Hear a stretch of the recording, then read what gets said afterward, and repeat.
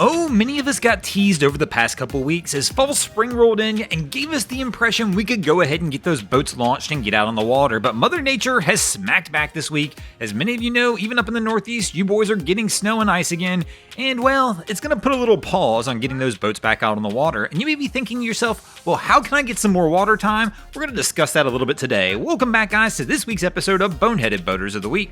And as many of you know, before we get this one started, we're doing the Year of Giving, and we're doing another giveaway today. That's right, all you have to do to qualify, hit the like button now, leave a comment before the end of the video, and make sure you're subscribed to the channel, and we're going to pick a random comment, and somebody's going to win a Drain Plug Mafia tumbler. But let's get this one started. As we mentioned earlier, it can be a common question coming out of the winter. How can I get more days on the water? I mean, for many of us, it might have been months already before we've had a chance to get out there and enjoy some water time. And even once the summer does roll in, many of us will have family commitments, work commitments, and things like that that can really hold us back from enjoying our time on the water. So one way to easily get more water time is change one of those commitments. That's right, you can leave that desk job, get away from that 9 to 5, get out there in the water and become a commercial mariner. I mean, who wouldn't love that, right? There's no such thing as bad days out on the water, they say.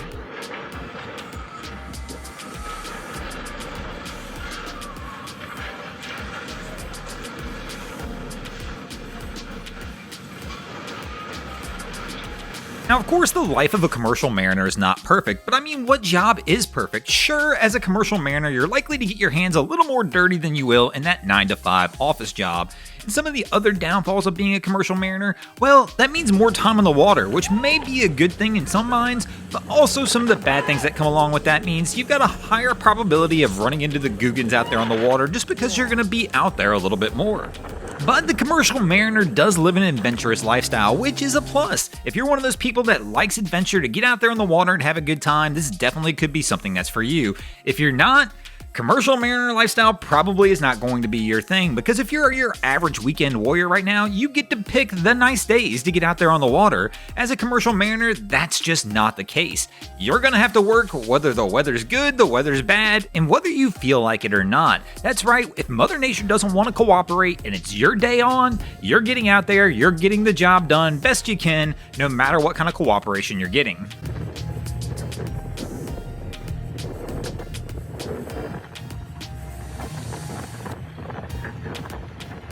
Now you may be asking yourself, BG, what does it take to be a commercial mariner? What are the key personality traits and features I need to get out there and get the job done successfully? Well, there of course are legal requirements for you to become a commercial mariner, but one of the biggest things I think you need if you're going to get into this lifestyle is going to need to be high problem solving abilities. Imagine your normal day out on the water. As a pleasure boater, the kind of situations and problems you face. Now multiply that by the fact of being out on the water more and handling much higher, more complex machinery. Which means you're gonna have to think faster on your feet to try and solve problems before they occur out on the water that are definitely gonna have higher ramifications than just your typical boat having a small problem. And then we'll also add the complexity to the fact if you're out there in the water, in the open ocean, you're going to have to deal with Mother Nature, as we mentioned a little earlier. Plus, open water, guess what? If something does go wrong or break, you're not going to the marine store and buying a new part. You're probably having to MacGyver something from bubblegum, duct tape, and popsicle sticks just to try and get a machine working again. Now I know what you're thinking, BG, this doesn't sound like the fun out on the water you were promising, and well, in some cases you're probably a little bit right.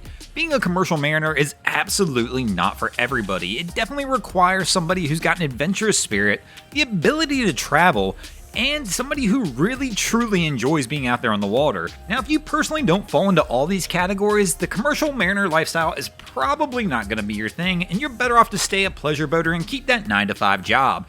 But if you enjoy all those things that we mentioned, you really can get out there and live the adventure of a lifetime.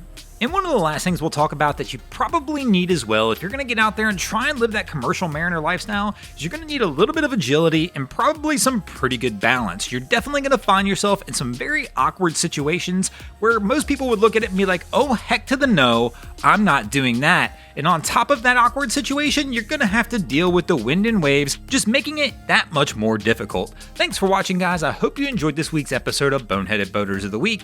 If you ever see anything crazy happening out on your waterways, be sure to hit us up on Facebook or Instagram and let us know, and you might see your stories over here. And if you haven't already, go ahead and drop an anchor on the subscribe button here. If not, we're coming to steal your drain plug.